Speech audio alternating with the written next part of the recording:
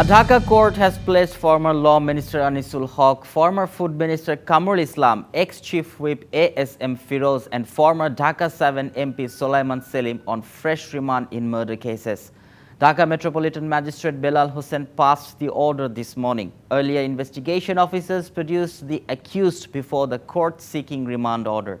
According to the court source, the court granted 3-day remand to former Law Minister Anisul Haq in Jannatul Firdaus murder case filed at Capital's Jatrabari police station, 3-day remand to former Food Minister Advocate Kamrul Islam in the murder case of college student Khalid Hassan Saifullah in Lalbagh's Azimpur area, 4-day remand to former MP from Dhaka 7 constituency Sulaiman Selim, son of Haji Selim, and 2 days remand to former Whip ASM Firoz in the Saidur Rahman Imran murder case at the Jatrabari police station.